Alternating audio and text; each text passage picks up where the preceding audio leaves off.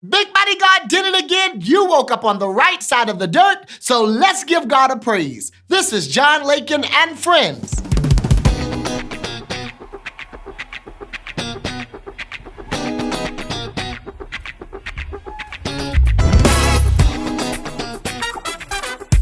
What's up, everybody? This is your boy, John Lakin, and welcome to John Lakin and Friends. Welcome to John Lakin and Friends. We are so honored that you decided to worship with us today. Listen, we have an incredible show lined up for you. We're about to lift up a praise that says worship creates an atmosphere for your miracle. Everybody, oh my word, I'm so honored and glad that you all came to celebrate with John Lakin and Friends. We're going to lift up high praise to a God that is worthy. Somebody shout hallelujah. Worship creates an atmosphere for miracles to occur. You're going to get your miracle today. Hallelujah. Glory to God. Come on, put your hands together.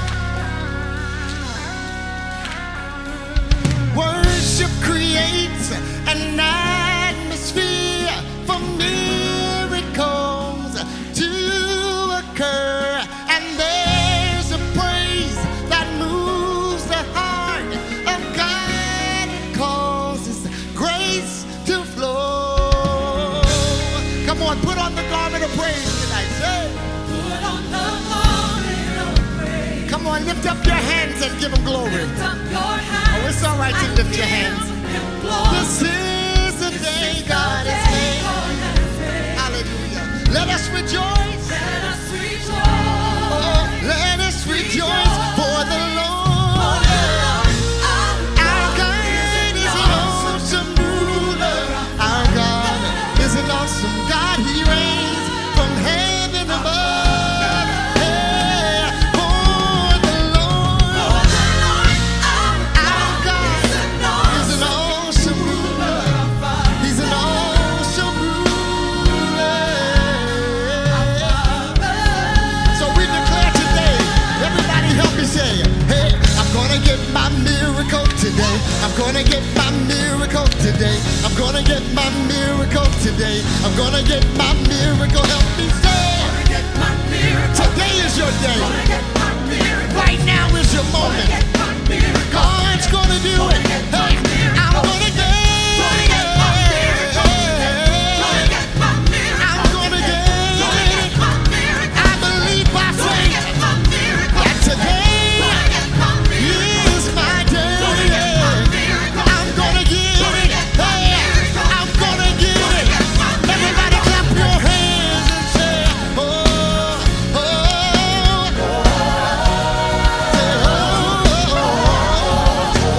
I'm so glad you all came out tonight to worship with us. Yeah.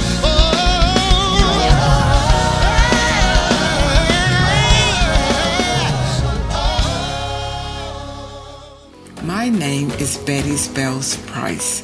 I'm the president and CEO of Cobra Construction and Design Incorporated, a general contracting and construction management firm located in the heart of Columbia, South Carolina. Our clients include educational facilities, religious institutions, retail establishments, administrative buildings, and so much more. We specialize in creating beautiful spaces with functionality and community at the heart. As God blesses us, we bless others. Our dream is to make your dream come true. Cobra is the one-stop shop for all of your construction needs.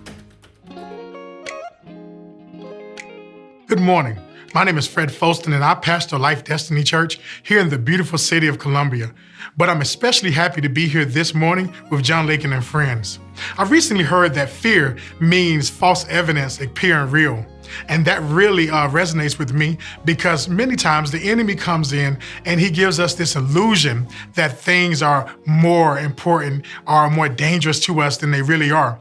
I want to give you a new definition this morning that fear is facing everything and rising. Yes, face everything and rise. I don't know what situation you're going through this morning. I don't know how bad your week was last week, but I come to encourage you that there is nothing that can stop you from hitting your goals. If God be for you, he's more than the whole world against you. As a matter of fact, I preached this message recently at Life Destiny called Godacity. Yes, you heard me right.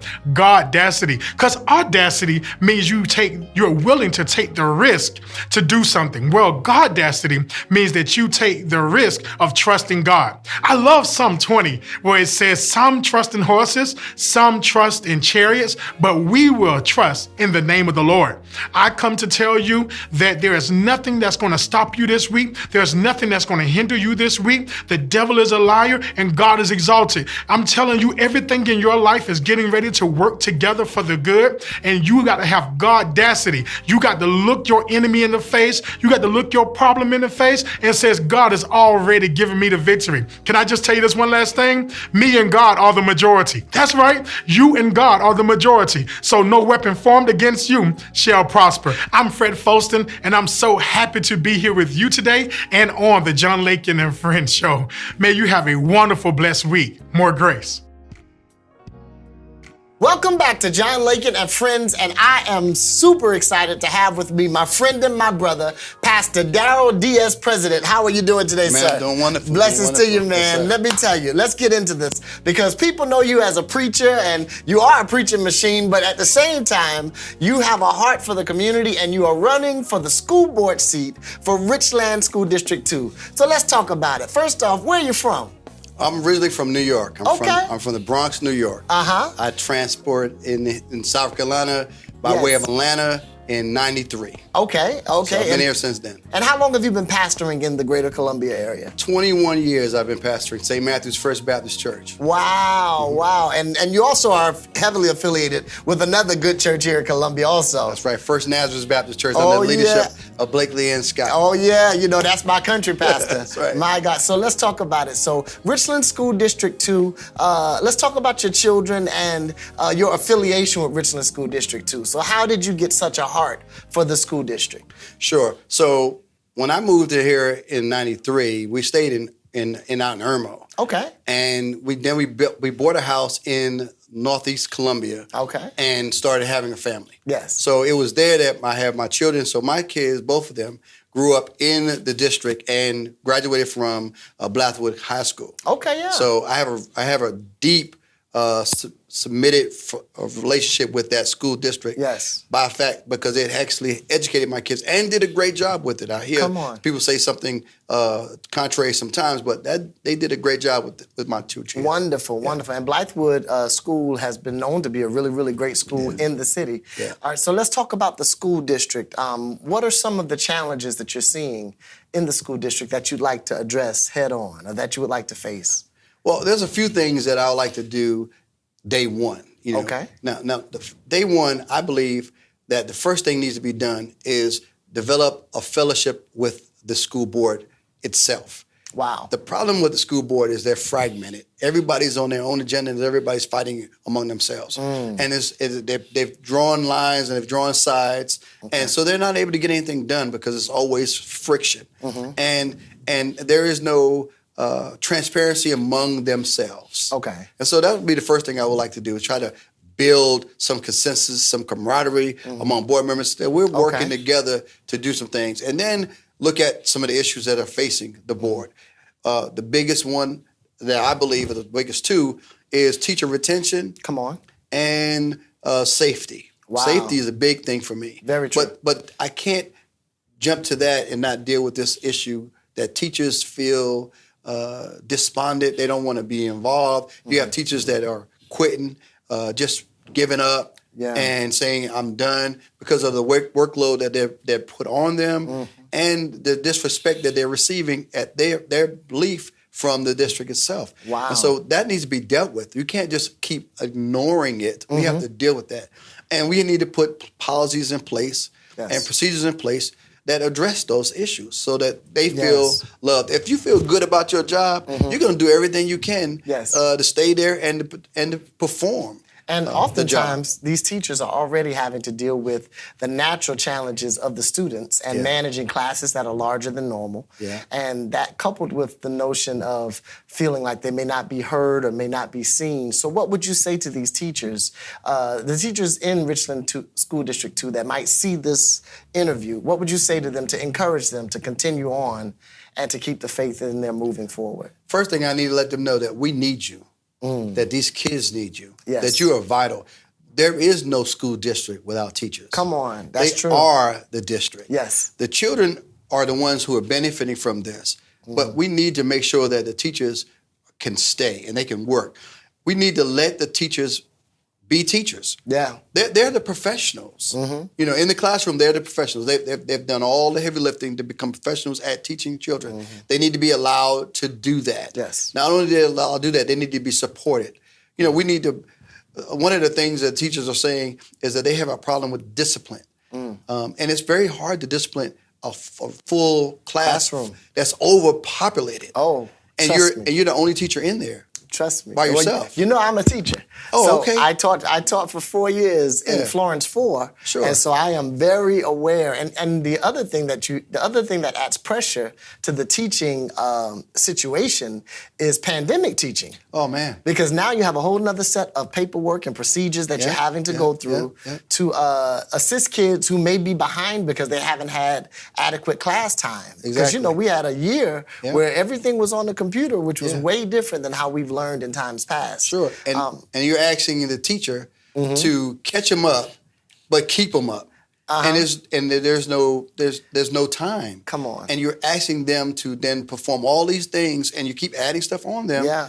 But then they're looking at their paycheck at the end of the week, and they don't see the gratification for all the effort that I'm putting forth. Yes, because being a teacher is a more difficult job than many jobs that pay so much better. Yeah. But it's a calling too, you know? It So is. I believe that the beauty of what teachers offer is they offer stability and they offer, like you said, security on the work front. Because while parents are working, they need to know that they have people in charge of their kids who can protect their children. So let's get to safety. Yeah. What are some of your ideas and thoughts concerning safety in Richland School District 2? Okay, so my main purpose in safety is this. Schools should be what's considered as a hard target, not a soft target. Okay. Hard targets are places like banks. There are places like the airports. There are places like municipality buildings. Yes. Those are hard targets. You're just not going to just get in there. Schools should be the same way. Yes. It should have the security infrastructure. You know, cameras, door locks, metal detectors. Yes. Everything it needs to make sure that these children are protected. Now, there's a group of people saying, well, we don't want the kids to feel like they're in prison. You don't feel like you're in prison in the courthouse or at a bank. So what are you saying? We're not talking about putting razor wire around the building. Come on. We're just talking about practical things that make sense. I grew up in New York. And so as a result of that, I went to a school in the Bronx that already had issues, you know, way back. I'm talking about in the 60s, 70s, stuff like that. Okay. I'm older than I look. Okay.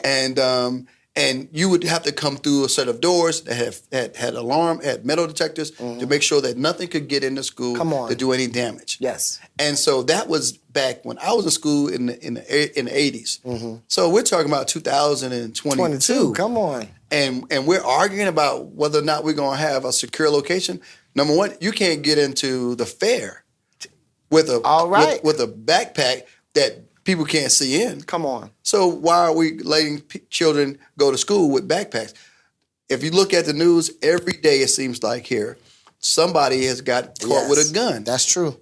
Just the other day, a young man was caught taking a gun into school in his backpack. Come on. And that's where they're taking so they shouldn't, you take that away and then you reduce the opportunity. And if you reduce the opportunity, then that's not where they're going to bring that stuff at. That's not when we're going to see that. And then I'm feeling more comfortable now, seeing, you know, that there's not an opportunity for a student to bring a gun to school because you've done everything you could do to make sure that that's not the case. And that's what is necessarily needed. We need to have a real conversation around security. So what are what is the main theme of your campaign? A voice for all. Okay, a voice for all. That I am a voice for all. That your voice is now will be heard. It won't. It wasn't heard before. Hasn't been heard before. Everyone says I want to speak for you, but then we get to go on board and we start speaking for ourselves. Very true. But I want to be a voice for all. I want to be able to in the end of 4 year, if I get on. Well, let me reverse that. Once I get on the board, at the end of that term in 4 years, I want to be able to come back here and say, and you ask me, were you a voice for all? Yeah. And I can say with a surety, yes, I have. Yes, sir. And that the voters and the people feel the same way. Yes, sir. In closing, I want you to just take a moment. I want you to share some encouragement with the parents out there, especially those parents who will be voting in Richland School District 2 as to why they should elect Darrel as president as the member of the school board in Richland 2. And I want you just to give some encouragement. Let them know why they should choose you to be the man for the job. First, I want to thank John Lakin for allowing me this opportunity to come on this show. And I mean, it's phenomenal what he's doing. And let me tell you, the reason why I believe that I'm your best choice for a Richland 2 school board. You get 4 choices, but I believe that I'm your best choice. Because number one, I have a moral conviction. I'm not just coming to the school board with agendas that aren't going to be realized because it's all about me and I'm trying to gain this opportunity for another opportunity. I have no hidden agenda. My only goal here is to fix what's broken, to have common sense solutions to problems that we're facing. I believe that I can bring and add to the board a sense of community, and so that they would understand what it is that we're supposed to be doing with regard to the children. And also, I want to be your voice. I want to hear what you're saying. I don't want to just listen to you and tell you at the end of your conversation, your time's up. That's what you're currently getting now when you go to a board meeting. They listen to you for a minute, and then when the 3 minutes is up, they say your time is up. No one ever calls you. No one else follows up. Your time is just up. Well, that's not what I want to do. I want to hear you. I want to make sure that after you've spoken, something is getting done. So I may not be able to answer every question. I may not be able to fix every problem, but I'm going to listen to you. I'm going to hear you. I'm going to champion the cause. I'm going to push it to the degree that I cannot push it anymore. I am the voice for not only the parents, the teachers, the community, but for most importantly, for the kids. It's all about the kids. That's why we're here, to make sure that every child has an equitable education, and that we look at the diversity of our community and we sow into that diversity. We make sure that diversity matters and that those kids matter, all kids. That is absolutely incredible. We want to take this time to let you know we salute you in your campaign and we bid you Godspeed. And we are so excited to have my brother and my friend, Pastor Darrel DS President, on John Lakin and Friends. There's so much more to come right after this. Carbor Properties is a boutique real estate sales and development firm here in Columbia, South Carolina. And our goal is to show our clients how to build generational wealth through real estate. Our website is www.carbraproperties.com. You spell Carbra, C-A-R-B-R-A, properties.com. And you can find us at Carbor Properties on all social media platforms. Welcome back to John Lakin and Friends, and I'm here with my real friend, my brother, the good deacon himself. The good deacon. That's you know the name I give him, yeah. Jermaine, Representative Jermaine Johnson. Man, how are you doing? Man, I'm doing fantastic. Boy, man. let me tell you something. We're super excited about all this happening with you and your campaign for representative. Yes, so let's sir. talk about it.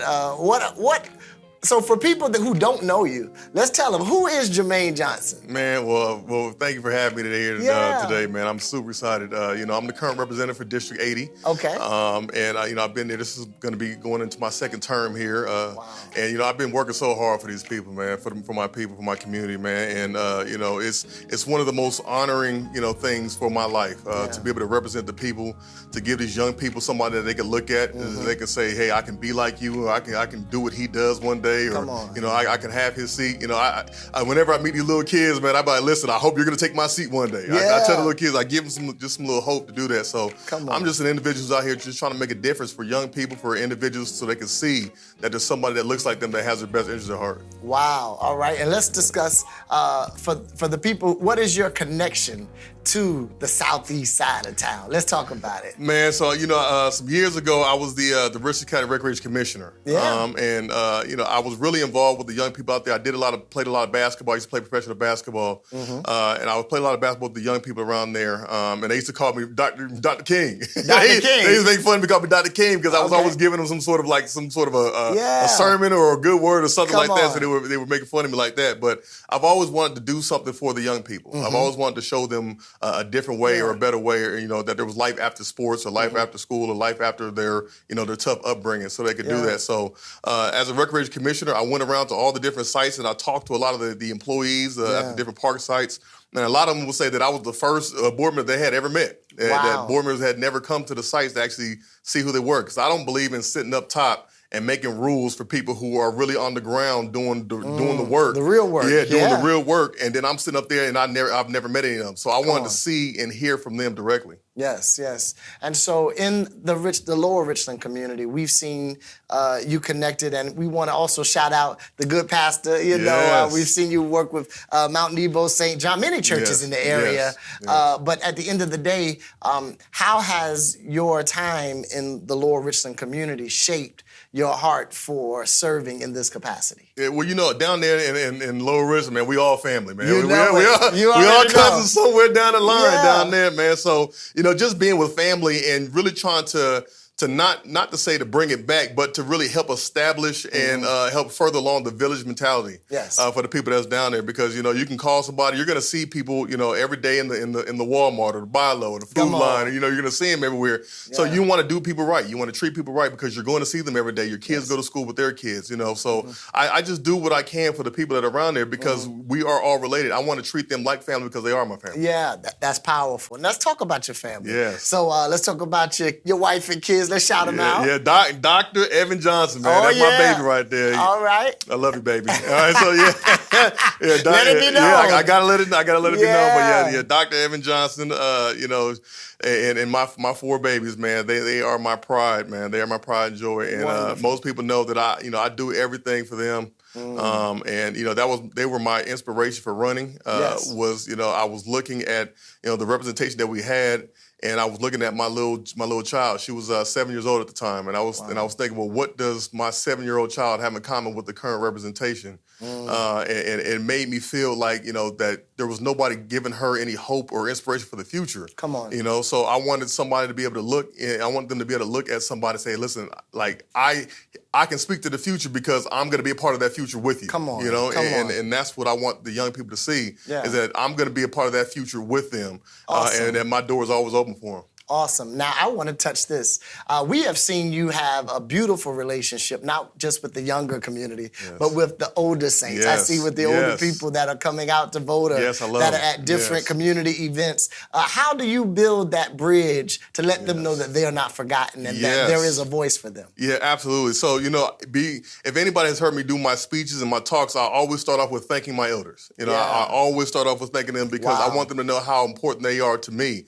Because, you know, just them existing. You know, a lot of them, we don't really understand that, you know, that civil rights wasn't that long ago. You know, you can call your mama, you can call your daddy, your granddaddy and say, hey, what was it like when you really couldn't vote? You know, what was it like when you couldn't drink out of a drink? And we don't think about that type of stuff. So just the fact that they survived through that era is just worthy of praise for me, man. It's just worthy of it. And I tell them, thank you for existing. No matter if you were involved with the march or anything, just thank you for surviving just to live to tell the tale of what happened, to give me the history. So I spent a lot of time sitting down with elders. Well, I always try to find the oldest person in the room to sit down and say, listen, just tell me a story. Just talk to me and tell me, because these are open history books, and we don't want to forget this history because, you know, they are a part of where we are going. They're a part of who I am, and I stand on the shoulders of these giants. Yes, that is beautiful. That is beautiful. So with you currently having your campaign, of course, the election is on November the 8th. What is the theme of your campaign? What is the theme or the heart in which you're sharing that you're wanting people to connect with and say, this is why I should vote for Jermaine Johnson? Yes, a lot of people you see my signs, and I've got a hashtag that's hashtag Do It for LR. All right, Yeah, now. I like that. You know, that's where I'm from now. Yeah, we do it for Lower Richland, man. Yeah. Everything we do for Lower Richland. And, you know, we've seen this unfortunate situation where we had our districts combined down there. And my whole thing was, well, I've never represented just one district. I was always just an individual to say, hey, listen, if you need some help from me, I'm going to help you. I didn't ask you what district were you in. I didn't ask who your representative was or who your council member is or who your senator is. Yeah. If you need some help and you're in Lower Richland, you're going to get some help from me. Come on, that you part. know, and that's what my whole thing has always been. It's always been do it for LR. You know, I mailed out books to people who weren't in my district. I mean, just the legislative manuals. If you are down in Lower Richland community and you need some help, you can call me. Wow, that is powerful. Okay, I want to close this interview process because, like I said, we real friends. So I want to let you know how proud I am of you and the work that you've done in the community and how selfless you have been in extending yourself to the people of the community. I want you just to look in the camera and just take a moment and I want you to share with some young person because I know you. I know that you've lived through some difficulty, some extreme difficulty, especially in your earlier years, even with dealing with gun violence, with the loss of your brother and everything of that nature. There's a young man out there who might need some encouragement. Just take a moment and just encourage the young man and let him know why they can see themselves in you. Yeah. Well, you know, what I want to say to you, young man, is or young lady, is that your past does not define your future. Your parents, you know, whatever your circumstances are right now, it does not dictate what's going to be your outcome for your future. You can be what you want to be. You can go where you want to go. You can do what you want to do.